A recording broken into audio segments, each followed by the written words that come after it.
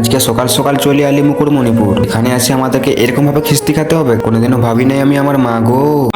মুকুটমণিপুরটি এটি পশ্চিমবঙ্গের বাঁকুড়া জেলার একটি অত্যন্ত জনপ্রিয় পর্যটন স্থান। এটি কংসাবতী নদীর তীরে অবস্থিত। এখানে যেতে হলে কিভাবে যাবেন? বাঁকুড়া থেকে প্রায় 55 থেকে 60 কিমি পথ, সময় লাগবে 1.5 ঘন্টা থেকে 2 ঘন্টা। কলকাতা থেকে যেতে হলে প্রথমে আসতে হবে তোমাদেরকে হাওড়া স্টেশনে, সেখানে ট্রেন ধরে সোজা বাঁকুড়া স্টেশনে নামতে হবে। এখানে আবার থাকার ব্যবস্থাও আছে সমস্ত পর্যটকদের জন্য। সরকারি ও বেসরকারি বিভিন্ন রিসোর্ট আছে আর লজও আছে। এই বেসরকারি রিসোর্ট বা লজগুলি ভাড়া 800 থেকে 1200-র মধ্যে থাকে। এখানে বাঙালি ঘরোয়া খাবারও পাওয়া যায়, মাছ, মটন, দেশি মুরগি এবং রয়েছে হলুদ ভরা দেশি খাবার। শেষে রয়েছে বাঁকুড়ার নাম করা খেজুর গুড়ের মিষ্টি। আমাদের কপালটা এতটাই খারাপ ছিল যে দুটো হেলমেট না থাকার জন্য পাড়ে উঠতে দিল না, কারণ দুদিন আগে এখানে একজন বাইক স্ট্যান্ড করতে এসে মারা যায়।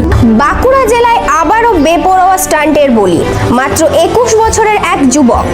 হলুদকানালি গ্রাম থমথমে, কারণ মর্মান্তিক দুর্ঘটনায় মৃত্যু হয়েছে মনোজিৎ মাহাতো নামে তরতাজা এক তরুণের। হ্যাঁ, রায়পুরের শ্যামসুন্দরপুর এলাকার বাসিন্দা মনোজিৎ মামা বাড়ি বেড়াতে এসেছিল, কিন্তু আনন্দের সফর মুহূর্তেই বদলে গেল মৃত্যুর যাত্রায়। স্থানীয়দের অভিযোগ, মুকুটমণিপুরের পাড়ের রাস্তায় বাইক দিয়ে স্টান্ট হুইলি হাই স্পিড দেখাতে গিয়ে ঘটে এই ভয়ঙ্কর দুর্ঘটনা।